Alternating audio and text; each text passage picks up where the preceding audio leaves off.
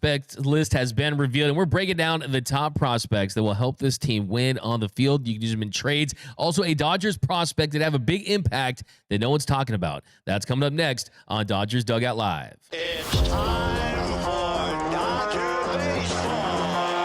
Welcome to Dodger Stadium. This is the golden age of Dodger baseball. The Dodgers are building a dynasty. You got it, Warrior Parade! We got a parade! The Dodgers punch back and head to the championship series! Tony starts the 50-50 clock! Mookie Magic! Freeman hits the ball to right field! She is gone! Start the party, Los Angeles! Your Dodgers have won the World Series! Think blue, bleed blue, and I'm out. What is up, Dodgers Nation, and welcome to another episode of Dodgers Dugout Live. Everything you need to know about your boys in blue in less than an hour. And if you haven't yet, be sure to subscribe to the #1 Dodgers podcast and show on YouTube, the Dodgers Nation YouTube channel. Hit the subscribe button, hit the notification bell, hit the like button. Also, follow me over on X at DMAC_LA. Also, very, very exciting. We want to say thank you to everyone for subscribing to our new Discord channel. It has over 800 subscribers already. It's the fastest growing Dodgers Discord channel in the game. And we're going to be there for Fanfest on Saturday. And we're dropping exclusive behind the scenes content in the Dodgers Nation Discord through Dodgers Nation Access during Fanfest. So be sure to subscribe. We're going to have all kinds of stuff, exclusive interviews, exclusive merch, Q&As. I'm involved. You're going to definitely want to join because it'll maximize your experience as a Dodgers fan. So thanks again, guys, for subscribing to the Dodgers Nation Discord. Been working on it for a long time. One of my favorite things, too, is we're going to have call-ins, too. So have those takes ready to roll so I can feature them on this show, the #1 Dodgers show and podcast on YouTube. But we've got an exciting day today on the show because I got my friend, Mr. Tim Rogers. This guy knows more Dodger baseball than anyone. He's an absolute prospects guru. He claims that he invented the California burrito. He's the host of the Blue Madness podcast, also runs Dodgers 2080, a site dedicated to the top Dodgers prospects in the game. Tim, you're rocking the shades. You're looking cool. Thanks for rocking with us here on Dodgers Dugout Live, my man. I don't know about cool, but you said wear them, so here we go. It's what I do usually wear because I got beady eyes. But hey, I know a lot about the Dodgers because hey, I'm old, man. Been around, been there, done that, man. Been a Dodger fan since 1973. Dodgers fan, prospect guru. You probably have forgotten more about the Dodgers than most people ever known. But I want to bring you on the show today because we've got all these prospects lists dropping, and you're seeing tons of Dodgers in these lists, and it really is the gift that keeps on giving, the Dodgers farm system. And today, we're going to look at Kylie McDaniels of ESPN.com's, and the Dodgers have 10 prospects in his top 150. You got Roki Sasaki at 1, Dalton Rushing at 16, Josue DePaula at 20, Alex Freeman at 37, Zaire Hope at 70, Emil Morales at 80, Jackson Ferris at 93, River Ryan at 94, Eduardo Quintero at 106, and at 149, you have Justin Robleski. So some of those guys are headed to the IL. Some are injured. So we won't spend too much time getting into those ones, but a lot of interesting names that can help this team in future years. But there's one guy that is certainly going to help them this year, and it is Roki Sasaki. First thing I want to say is it weird to even say that Roki Sasaki is a prospect? He's ranked as the #1 prospect in baseball, but he is a professional. He comes from the NPB. He's going to start the season with the Dodgers in the show. Do you feel okay with calling him a prospect? And yeah, just give me some of your thoughts on the Roki Sasaki start of the season. I mean, not really because we've talked about him so much, but at the same time, as a prospect, he's officially a prospect according to Major League Baseball. The dude, if he wins Rookie of the Year this year, something like that, they get a draft pick, a high draft pick. If he wins like some other awards in year 2 or year 3, they get a draft pick. So they can get one of those things.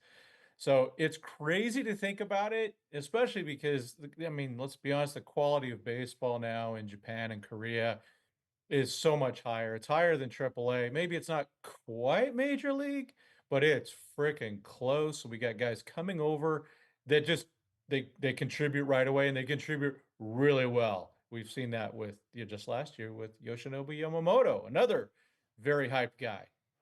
Absolutely. And I think, of course, anyone out there that is doubting his prospect status, I mean, it's very simple, right? I mean, it's fewer than 50 innings and it's pitched for less than 45 days on an active roster. Also, is someone that signed during the amateur free agent process. So he is a prospect by definition. But as far as someone that hasn't made his way up to the minor league ranks, he's someone that is day one a plug and play level player.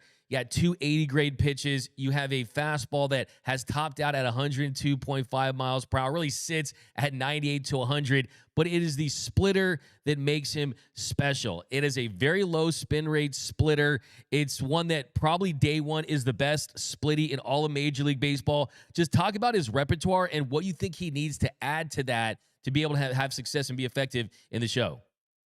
Yeah, I mean, first of all, I don't like pitchers having to rely on the splitter too much. I spoke with Dave Stewart years ago about my son throwing a splitter, and he had concerns. And he's the one he threw it a lot, made him successful. But you got to be careful with it. You got to throw it right. So I'm a little concerned about that. Don't want to rely on it for everything, but you do have that high velocity. Of course, just working on a slider, and we know the Dodgers are going to have that nailed. I've seen various reports on that too. I've seen some people say, "Oh, it's a horror. It's not very good at all," and I've seen some say, "No, it's actually getting pretty good." So that's what breaking ball is he going to bring in? Is it going to be what is it, the slider curveball? Is it the sweeper? I mean, what's he going to bring in? And so I think one of the things that's missed, and my guy Pete Soto brought it up at the media press conference for Roki, how big he is, and he seems very athletic. So I think there's a lot there. He's going to be in the Prior Lab, which is one of the top 3 pitching instruction things out there with maybe Cleveland and Milwaukee about how to bring the best out of pitchers. So I'm expecting a lot.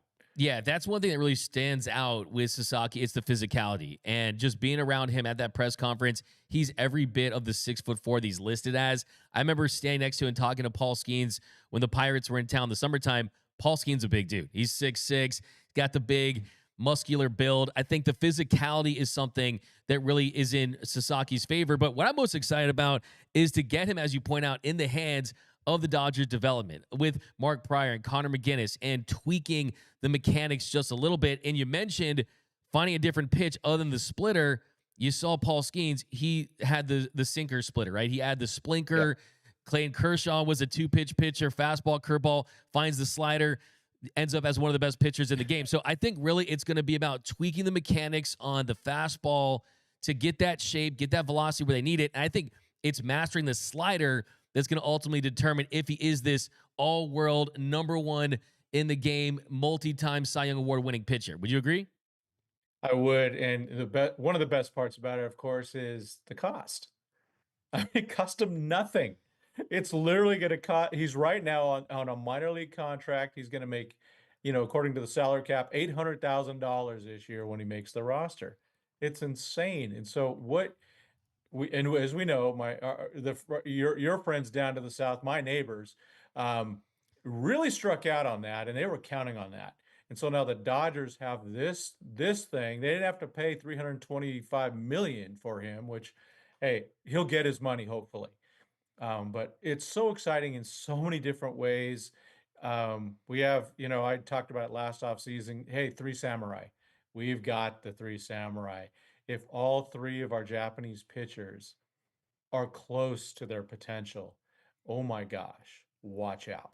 So it's exciting. I know it kind of deviated off Roki a bit, but it fell into our well, it didn't fall into their lap. The Dodgers earned the heck out of Roki Sasaki. They've done everything right. Exactly, and I've said that to myself, that it's the value that you're getting him at, right? You're getting a $200, $300 million pitcher for less than $10 million. But I also want to add this.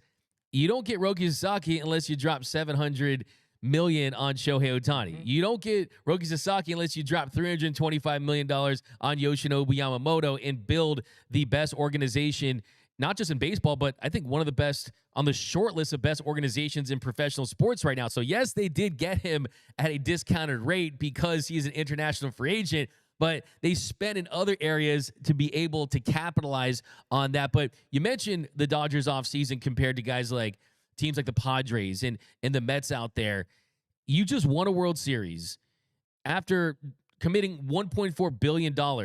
And the following year, you have committed almost $500 million, and you get an extension for Tommy Edman. You sign Blake Snell. You bring back Teoscar Hernandez. You sign the best reliever available in Tanner Scott. You bring back the postseason hero and one of the most important pitchers in the bullpen in Blake Treinen. You bring in Michael Conforto. I'm very bullish on Michael Conforto. I think he could have a great year for this team. You get your guy. You're the first guy I heard mention the Dodgers and Kirby Yates, Ha-Seong Kim, and Roki Sasaki. You exercise the options on Austin Barnes and Miguel Rojas, all for less than the Mets gave to Juan Soto. I mean, this is absolute perfection from a roster build standpoint. But what do you make of the offseason the Dodgers did have coming off a World Series win? Well, last time I was on, I said it's a B. It's obviously an A plus now. I mean, because when I was on before, Roki hadn't signed, Tanner Scott hadn't signed. Kirby Yates was like, wait, you're doing Kirby Yates and Tanner Scott? Holy smokes. It is a team that's all in. Fans get fired up. We still got Clayton Kershaw coming. Hopefully Kike's coming. It's an amazing offseason. And you and I, we hate this term in some ways, but so in 2024, the Dodgers won the offseason. In 2024, the Dodgers won the trade deadline. In 2025, they've won the offseason. And it works because unlike, again, a lot of teams, the Dodgers know how to get the right players. And that's why I think the Dodgers are so aggressive in getting Blake Snell. That seems like so long ago. I mean, we forget that we have Blake Snell. That's probably I have him as the Cy Young winner. That's who I got. So that's your Blake Snell hot take. My Blake Snell hot take is that he's going to be the next Dodger to throw a no-hitter. Hopefully it ends up as a perfect game, but I think he'll be the next Dodger to throw a no-hitter. Hopefully he can get deep enough into that game, right? That's always the question with Blake Snell, but last season he threw one with the Giants and he was fantastic. But yeah, to your point, that does feel like ages ago because of all the work they've done since then. Do you think, though, that the bullpen is complete? There's some reports out there that maybe the Dodgers are interested in a guy like Tim Hill, who doesn't strike out a ton of guys at all, one of the worst strikeout rates in the league. I still remember, of course, the World Series when you showed Tim Hill and he basically gets Braves Craig Kimbrell and gets stuck in the bullpen. They go Nestor Cortez, and nasty Nestor Cortez comes out and he gives up the grand slam to Freddie Freeman. And I think a lot of that is you don't trust the guy that doesn't have the high strikeout rate in the postseason. And look, there are ways you could say the Dodgers have great defense behind them. They have shown to have success with pitchers that can keep it on the ground. Guys like Brusdar Graterol and Evan Phillips, a soft contact. I mean, they've had success with those type of relievers, but I just don't buy it. I think that I don't want any of those guys in this bullpen anymore. I want a bullpen filled with bullies, and that's what we are now with all this high strikeout, high velocity, different looks. I like the bullpen where it's at. Yeah, it is really good. I mean, if they're going to add others, it just makes things even a little rougher.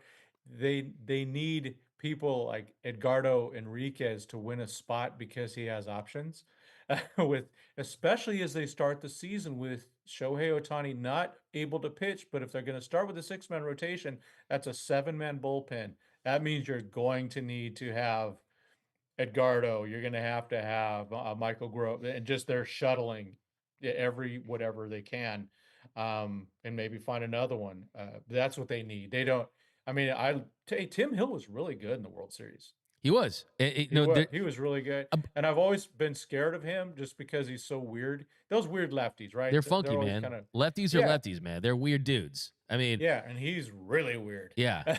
I love Tanner Scott at the press conference where he's like, which mic do I talk into and that kind of stuff. I think he's going to really endear himself to Dodgers fans. But I think Tim Hill was a plan B, a plan C, right? The Dodgers, they're only getting their plan A at this point, right? They're not having to go to that plan B and C because they're getting the guys that they do want. Now, as far as the roster is concerned, with Kirby Yates, the 40 man's at capacity, you got some potential moves you can make. You could consider trades for Ryan Brazier. You could consider DFAs and trades for guys like Michael Grove. You could even trade a Hunter Vidusha. Anthony Bonda has been thrown out there as an option. I don't think that's a route that they would go, but do you have any sense of what you think they're going to do to free up that roster spot? Do you even think they do something, or do you think they just, hey, kick this can towards February 10th to when you can transfer guys that 60-day IL to free up those roster spots, because they're going to have plenty of them to work with, even if they do bring back Kike, and ultimately we know Kirsch is going to be back as well.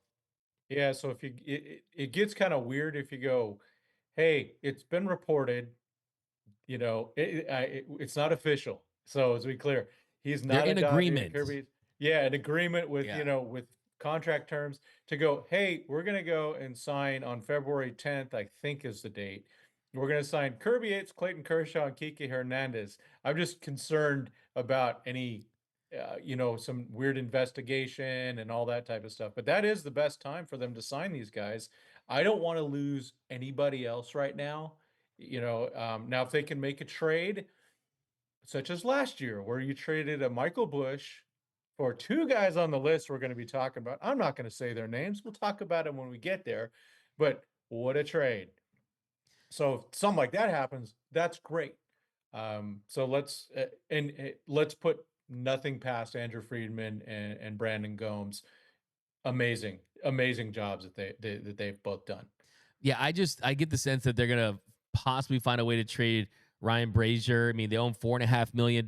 You got a full complement of arms in that bullpen now. You do need the depth, though. It always feels kind of counterintuitive to try to move off of any relievers, because in the blink of an eye, these guys could be headed to the IL. We lived through that last season when you had 40 pitchers, a record for the Dodgers last season. But, hey, it's a good problem to have. But let's keep moving with this prospects list. Yep. And we're going to go to number 16. Number 16 on Kylie McDaniel's list is Dalton Rushing. And we've had Dalton Rushing on the show a couple different times. He was on last week.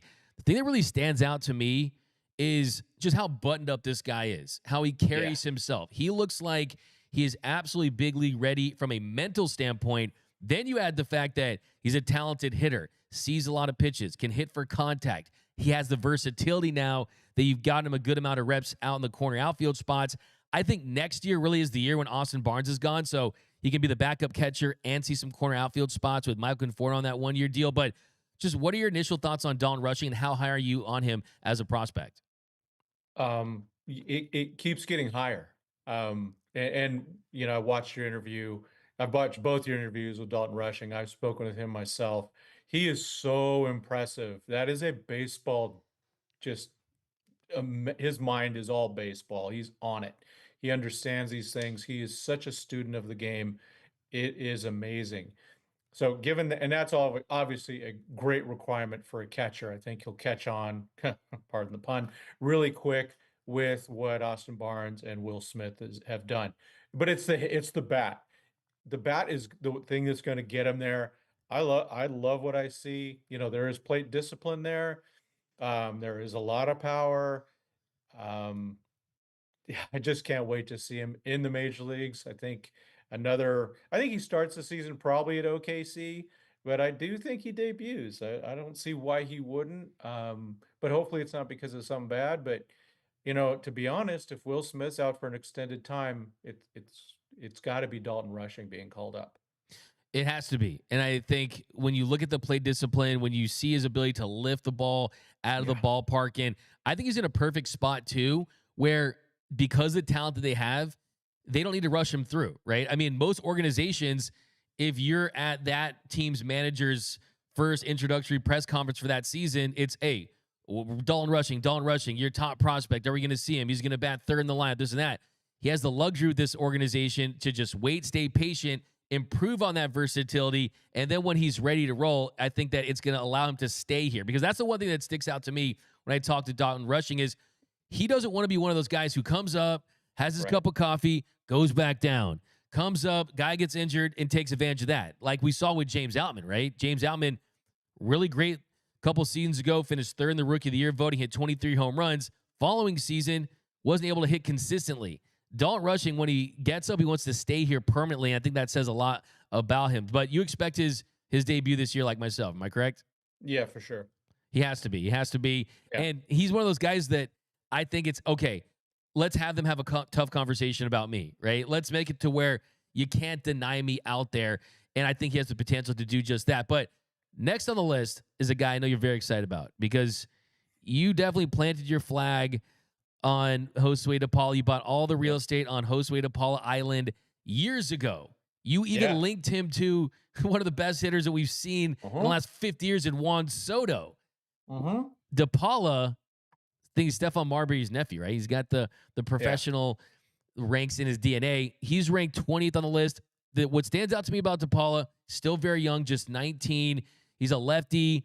And yes, if you look at the Baseball Reference page, the Fangraphs page, you're like, oh, for a guy that's supposed to be this slugger that has raw power, why don't you see more home runs? I look at the exit velocity and the fact that if you improve the launch angle, you allow him to lift the ball, I think the power is going to come with time. Yeah, I do too. And you know, the whole Juan Soto comparison started with the batter's eye. Dude has an amazing eye up there. And that's something that I don't know if that can really be taught. I think it's a gift from above. So that's the first thing. And then, you know, the hit tools there, I think he can be one of those guys that hits 300 with plenty of power. He's a big kid, and it's so funny. I was looking at things again the other day, and I went to look at his birthday again to go, oh, he's still 19. Because I met him when he was 17. So it's like, wait, this is crazy that he's so young. So he's been the youngest guy coming through the system. He's still, come on, gentlemen, you don't get all your man strength when you're 19. Some can, but a lot don't. So just be patient with him. I've seen the chatter in my comments. Oh, he can't hit for power. We'll see. I'm still all in on Josue DePaula being, I'm going to say it, I think he's going to be a great hitter.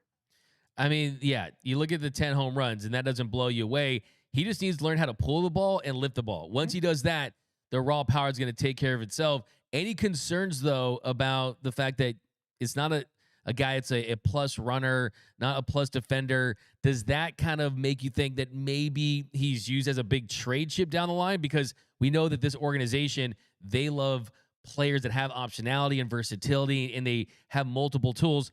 The most important tool is hitting, though, if we're being completely honest. But is there any pushback on that just because of where he's at its best? The only arm velocities I've heard from him were from him himself. And that was on a throw he made from the outfield with a running start, and it was 102 miles an hour. That's from his mouth. So you leave that, and that was in 2023. So just that's out there, okay? Now, I don't know of anything else. People are going, oh, I don't like his arm, I don't like this. Some people don't look that, like you can see little dudes running because everything's moving really fast. You go, oh, he's so fast. Well, maybe he's not. I think it's there's some deception right now. Until we get some real information, I kind of hold back on some of those things. We see that people are going. I hear people going, Alex Freeland's a great shortstop. Oh, he's not a good shortstop. We don't see those advanced statistics yet. So until we see some of those things on some of these guys, especially the fielding stuff, which is much more difficult to quantify, it's really just an eye test. I'm going to kind of hold back on that. I think he can be faster. I've seen him steal a lot of bases now, and stealing bases these days is a little bit different because the way the rules are. But he's stealing bases, and he actually takes pride in himself for being a better athlete than people are giving him credit for. Maybe that's just confident. I like the confidence. So. See, that to me is big. It's the confidence, it's the kind of the swag, the coolness factor, the way he swings the bat. And I think you said it best. I mean, having him in this organization is going to bring out him being a better base runner, being a better defender, taking advantage of that arm. You have to let him marinate a little bit and cook a little bit. And he's cooking in the best kitchen, a 3-star Michelin chef kitchen with the Dodgers. So let's see how that plays out. But I'll tell you the reason why I'm holding on to DePaula. I'll tell you the reason why I'm not trading DePaula. And I'm the guy that says parades over prospects, right? That's my thing. But Kylie McDaniels, he said that he reminds him of Yordan Alvarez. Okay. I saw that. Yeah, And I for saw that alone, if this could make up for the Jordan Alvarez trade and missing out on that, Jordan Alvarez was a guy that they said could hit for power when he was at the minor league level. All of a sudden, he's in moonshots, laser beams in the World Series. So that's the reason why I'm keeping him on my roster. Yeah. Unless Yeah. it's an emergency for a future ace, something like that. No one's untradeable, right? There's no such thing as untradeable prospect in my eyes, but I'm at like 95% of that. But yeah, and definitely not for a mid reliever. Yeah, no, exactly. Definitely Not not even like, a mid reliever. Good Lord. yeah, no, it would have to be like an ace with like multiple years of team control or a Yeah. position of need. I mean, Luis Robert Jr. if he's like an all-star, I don't know, something crazy like Yeah. that. But next prospect on the list, and you touched on him a little bit, and this guy, his stock continues to grow. It's Alex Freeland. Yeah. And we talk about age. He's 23, switch hitter. The Dodgers haven't had a ton of success in recent years developing position players that have had big league impacts. Could Alex Freeland be that guy for this team? Yeah, I'm hoping so. I think the fielding will matter. If he's a third baseman or a second baseman versus a shortstop, he does have power. He's got a lot of power. Some people say 30-30 type stuff. I don't know about that. I'm not buying that yet because that's putting a lot on him. Like I just did to DePaula. Sorry, Josue. But I think there's a lot there. It's all about the defense for me at shortstop. You put a really good defensive shortstop out there that can hit just above average, just have a 750 to 800 OPS. I think we're good to go. If he's an above average fielder, we see what the defense can, how it matters at shortstop when Miggy Rowe plays out there and things like that. So it's fun to see him rise so quick, but I'm a little concerned because I just haven't seen, I know there's exit velocity numbers, but the numbers from Tulsa, overall numbers at Tulsa and OKC are like, okay, I want to see more. Yeah, all the swing metrics definitely trended in the right direction. He had 18 bombs. He stole 31 bases, drew 91 walks from high A to triple A. I mean, that's impressive when you look at just that first year production, how he was such a breakout star. But I think what I look at is he's still kind of projected as maybe his best fit is at second base. So that ultimately could diminish that value just a little bit. But I find this pretty interesting too, because I'm always interested in the late bloomers. Like, why are you a late bloomer? I mean, a lot of these guys, they are what they are to a certain degree. Kylie McDaniels pointed out that he had a number of surgeries as a child to correct a club foot. So he was working around foot and ankle limitations. So that could be something you could say is, wait a second, we probably got a guy that has more upside than where you actually picked him up at. Yeah, he was a third rounder. Yeah. So the Dodgers think very well of Exactly. him. And, he rebounded from a really rough 2023, let's be honest. So good for him. And now it's time for him to start off at OKC, kick butt, and maybe he gets recalled also sometime. For sure. And when you get selected in the third round by the Dodgers, they see something and you have to trust that. I mean, we saw with the pick of a Mike Sirota years after, when they like you, and you're going to be on their radar and they're going to follow your career closely. So, yeah, totally agree with that one. Now, as far as Zaire Hope, number 70 on the list, 20 years old. He's another guy that got in the Michael Busch trade. Talk to me about Zaire Hope. I first met him at the Media Fest for the Quakes, and watching him play. He got hurt a lot. He got hurt and missed a lot of time, but physically, he's got that running back legs. The lower half he's got, if you see some of you old folks, Earl Campbell thighs. He's a big dude. And he's not tall necessarily, but he's ripped. He's an amazing athlete. He was projected to possibly be a pitcher too. So there's the arm strength is there. I would like him to play some center field, just to increase that. He played mostly left field when I saw him, but I'd like to see center field for him to see what, because that obviously adds a lot more to it. And we know the Dodgers, we're not sure what's going to happen in center field over the next few years right now. So he might be that guy. And thoughts on Emil Morales, another shortstop. He's only 18, big dude, 6'3", signed for $1.9 million last year's international signing class. How high are you on Morales? Oh, I'm super high. But, it's one of those things like, okay, well, he was in the DSL and he hit a million home runs. He does have awesome power. There's concern about the swing and miss, but that's what every freaking 17 or 18-year-old player, they have a lot of holes in their game. What is he going to do to adjust? And that's going to be on him working with the coaching staff. Of course, even down the DSL, they got great coaches. Hopefully he's in Arizona this year. He should be in the ACL. And so that gets him closer and closer to the, more staff and other eyes too. Yeah, I mean, Very high on him though. that Dominican Summer League line, I mean, OPS 1168, 46 games. I mean, he's someone that just hits the ground running, and you want to see that for these guys. All right, Yeah. Tim. So I always ask you this. Give me your hottest Dodgers prospect take right now. Mine is probably he's not on any list, but I think you're going to start hearing about a guy named Christopher Campos. Ooh. Drafted in 2022, just like Tony Gonsolin, was a shortstop at St. Mary's. Converted, the Dodgers made him a pitcher right away. Just keep an eye out for him. That's a guy that I think is going to start showing up on lists in 2025. So I'm very excited about Chris and what he can do. You heard it first. Chris Campos, Tim Rogers. You plant your flag on that one too.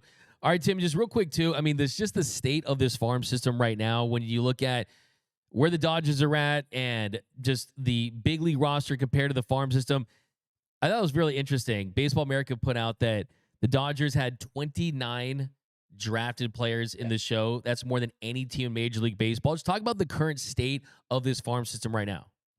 Well, right now, what you see is the results of play him or trade him.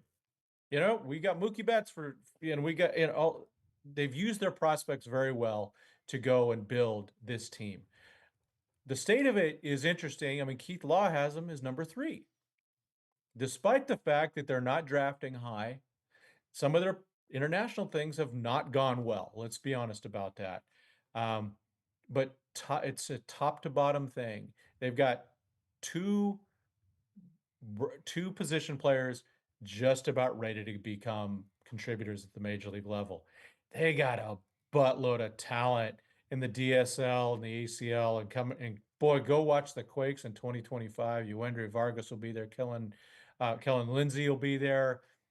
Chase Harlan. They just have a way of making it happen. So I'm still up, thumbs up to this farm system.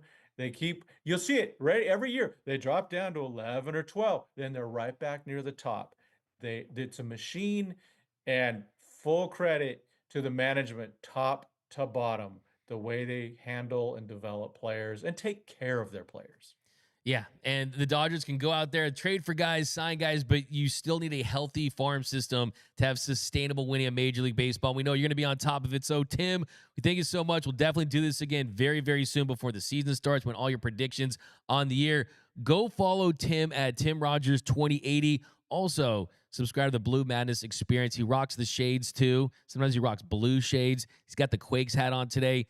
He's great, dude. Great guy to talk baseball with. So, Tim, thank you so much, and yeah, man, we'll check with you soon, my man. All right, thanks, Doug. Appreciate it. There he goes. That's Mr. Tim Rogers. Go follow him. Like I said, Tim, you guys, if you watch the show, pretty good chance you already know Tim. And yeah, he knows ball with the best of them. And look, he gets you excited about these prospects but it feels like Jose Apollo is a household name. He wasn't a couple years ago when Tim Rogers said on this show. I mean, he's always a month, 2 months, year, 2 years ahead on most of these guys. So that's kind of what I'm always trying to get out of Tim Rogers, is dropping those names of these guys that are either going to help this team win or they're going to help this team acquire talent. That's how it's going to be for this franchise. It's the resources that they put into their farm system that allows them to have so much success. It is everything from the travel, the meals, the coaching, the analytics. One thing that always stands out to me that a player for this organization told me, I won't name his name, but he told me that one great thing about being on the Dodgers is they make it very clear to you that every time you step foot on the dirt to play, you're auditioning for 29 other teams. That 29 other teams are looking at you, and that the Dodgers are going to put you in the best position to have success. If it's with this organization, great, but you're going to end up in a good situation. That is why the Dodgers have 29 drafted players in Major League Baseball, the most of any team in the sport. That tells you right there how successful they've been. I mean, there's 583 drafted players on opening day active rosters.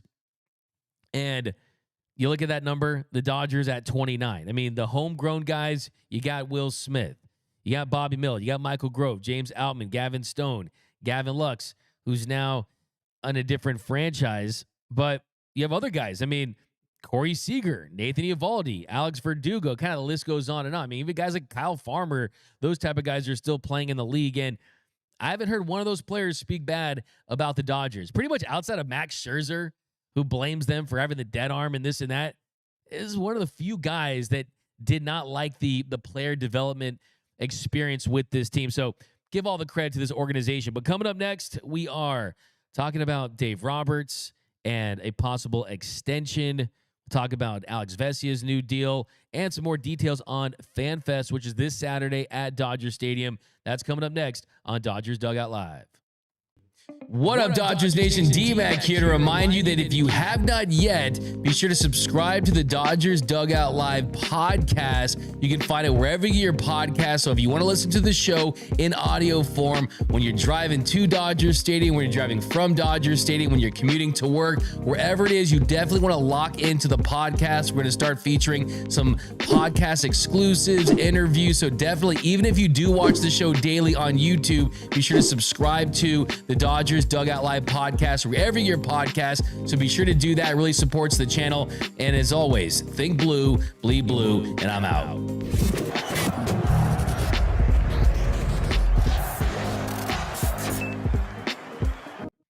And welcome back to Dodgers Dugout Live, the #1 Dodgers show and podcast on YouTube. Also, some more reminders, guys. If you haven't yet, go to gearup.la, get merched up for the new season. We've got our Kike Hernandez We Don't Give a F t-shirt. We've got our Gibby Meet Freddie t-shirt to celebrate Freddie Freeman's walk-off grand slam that I've seriously seen over 1,000 times this offseason. You got the Teoscar Hernandez Run It Back shirt, which is really, really cool. Tons of awesome merch. Also, you got our new shirt that to celebrate the Japanese heritage, all the players on this team that you can go pick up too. Go to gearup.la. Get all the best Dodgers merch in the game at the official merchandise store of Dodgers Nation. Another reminder, like I said, is the fastest growing Dodgers Discord channel in the game.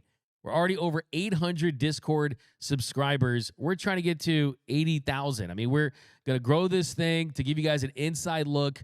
When I attend games during the season, I get access to the clubhouse, the dugout, the field. We're talking to players. We're getting the first look at lineups and injury news and Dave Roberts' comments. So we're going to be posting a lot of pre-game exclusive stuff on that as well. So definitely be sure, subscribe to the Dodgers Nation Discord. And honestly, like I said, I want you guys, look, the chat's awesome. It's always going to be one of the lifebloods of this show because I like to have your takes on the screen because you guys have a voice. And I want all your takes, but I also want to hear you guys, your voices too. So we're going to get your real voices on here. We can call into the show, which is really cool. Third reminder, if you want to do me a huge favor, go to the Big Lead 1. That is my newest endeavor for my newest show, The Big Lead. And it focuses on all the biggest stories, all the hottest stories in the world of sports. Can be basketball, football, can be hockey, boxing, can be off the field stuff. If people are talking about it in the streets, at work, at the water cooler, with their friends, on social media, we're going to be talking about it on The Big Lead. Got some interviews today. I got an interview with my friend Wes Goldberg, who covers the Miami Heat. And we're talking to Jimmy Butler. And I got an interview with Ross Dellinger, who broke the story about Michigan and the sign stealing. So definitely go watch today's episode. It's going to be on a little bit after the show. So do me a huge, and we're going to be talking a lot of baseball too. We're going to have a lot of baseball. Talks from Pete Alonso, Hassan Kane. If you want my thoughts on free agents around the league that are not on the Dodgers, you got to subscribe and listen to the Big Lead podcast. We got a super chat here for Cedar 777, $4.99 super chat. We got praying for the Potomac, Washington, D.C. victims and recovery crew. Yeah, absolutely. An absolute tragedy yesterday. Our thoughts and prayers are with everyone that has been dealing with that. It's just an absolute tragedy, heartbreaking beyond belief. So 100%. We got baseball inline band. Anyone want to know why Doug's intro goes so hard? LMAO. Yeah, that intro. Hey, let's be honest. That intro goes super hard, man. It makes you want to run through a brick wall. I mean, we put a lot of time into the intro. And look, that's the thing about this show, man. We're trying to get you hyped. We're trying to get you fired up about your Los Angeles Dodgers because this is the most exciting team in baseball, and you guys are the most energized fan base. So, yeah, hey, it's not that hard to make a hype intro about the Dodgers, right? I mean, we're not making one for the Oakland A's or a team like that. But, yeah, shout out to Antonio, shout out to Noel, shout out to the whole team for putting that together. We did a really awesome job on that, honestly. Really proud of it. We got Jose Ayala, two Ayalas. We got D-Mac. Everybody got to stop mentioning Trastros and Dodgers in the same sentence. No cheater should ever play for the Dodgers. Yeah, I mean, I've said it before. I say it again. I mean, like I said, I'd rather have third base empty than have Alex Bregman there. As someone pointed out, I mean, this is someone that did not have the best apology when he was asked about it. But, hey, give him the Dodgers jersey, put an asterisk, put Bregman. You get 81 times to boo him a year. But, yeah, that's in the words of Randy Jackson. It's a major no from me, dog. But, yeah, let's get into the seventh inning stretch. Answer all your questions about your boys in blue. You guys are going off in the comments. The seventh inning stretch.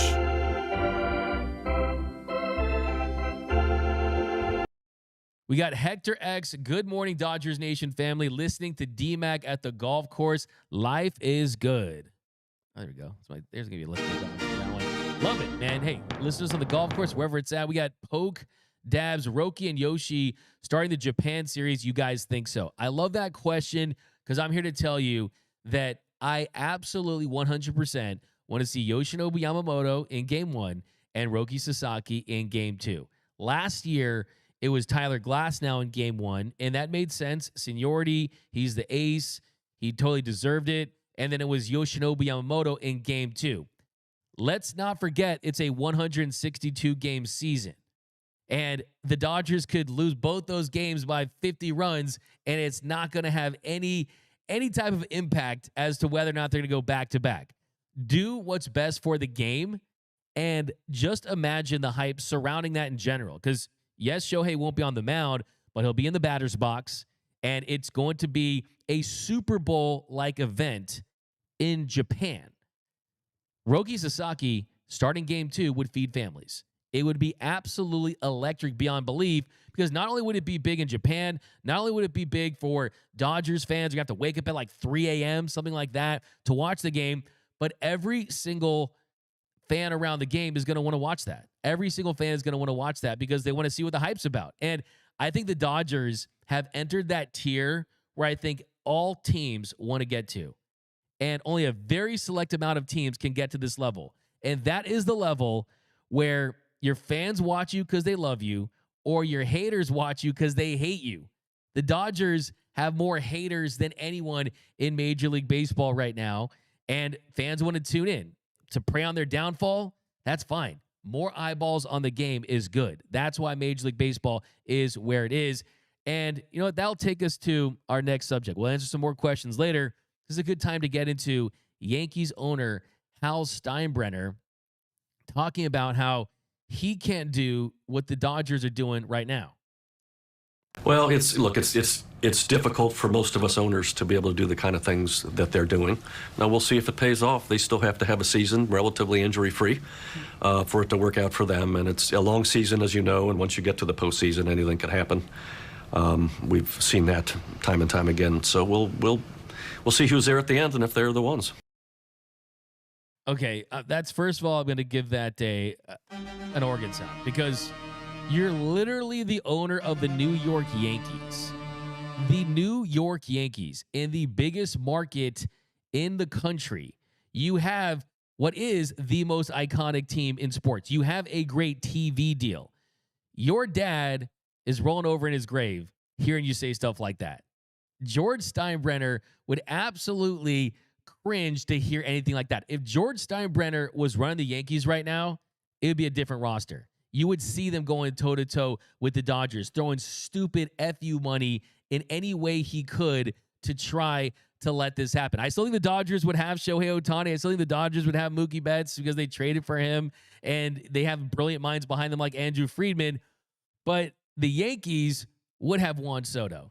George Steinbrenner wouldn't have let Juan Soto sign with the New York Mets. I can't say it's a fact, but I know it's true.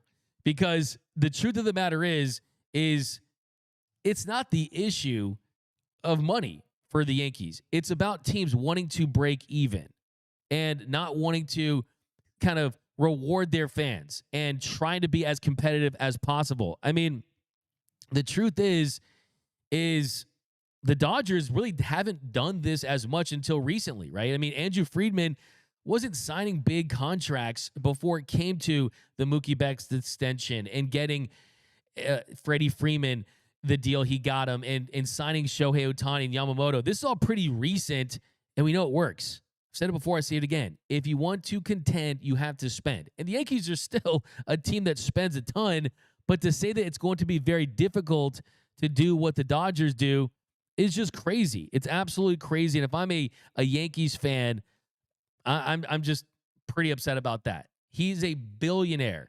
The Steinbrenners are billionaires because they own the Yankees. So I do think that does play a factor into it for sure, right? How Steinbrenner's money comes from the Yankees. The Dodgers, like, it's a passion project for super billionaires, right? And it's turned into this massive juggernaut of an organization. But yeah, I mean, if I'm George Steinbrenner, George Steinbrenner's gonna cut me some slack. I only own the most valuable team in the sport, right? It doesn't make a lot of sense to me. But let me know down below in the comment section. What are your thoughts on how Steinbrenner saying that it'd be difficult to do what the Dodgers do? And I do think that one of the things that really is my pet peeve when people talk about this is that it's market size. Market size is a factor, but the Guardians are owned by billionaires too, right? MLB teams, they treat these franchises like it's a rich person's toy, right? And it's a way to make some profit at the end of the day. The Dodgers have told us we are trying to have a golden age. We are rewarding our fan base. And on top of that, revenue-wise, they're making money hand over fist as well. But we got Birasama saying Yankees still worth more than the Dodgers by $2 billion and still cry that they can't do what we do. Like I said, I want to be like, dude, I wish I was the guy doing that interview. I'd be like, dude, you literally own the Yankees. You literally own the Yankees, which is insane. But yeah, absolutely. I could not agree more with you guys for sure. I mean, every year they're literally number one in valuation according to Forbes. So I guess the Dodgers are spending too much cash to get that. So yeah, the Yankees crying over another team's spending has got to be one of the funniest things I've seen in all my time covering sports for sure. But back to your questions, guys. Pika Peep, I don't know. Steinbrenner didn't mind letting Mr. October walk after the 1981 World Series. That was different, though, because that was just because there was a conflict between Steinbrenner and Reggie Jackson. They had a lot of tension between them two. And also, you had already won those two World Series with him in 77 and 78. And I think one thing that Steinbrenner was really good at, there's a new book called Behind the Pinstripes with Andy Martino. I definitely recommend it if you're interested in this stuff. Is Steinbrenner is someone that will move off a guy too on a shrewd level, but he'll always jump at getting guys in their absolute prime. So, and also too, if I'm Hal Steinbrenner, you still have a ton of talent on this team. You have Aaron Judge, you have Garrett Cole, you have some top level names. It's just spending downward. They don't have here's the Tommy Edman extension. Oh, let's bring back Teoscar Hernandez.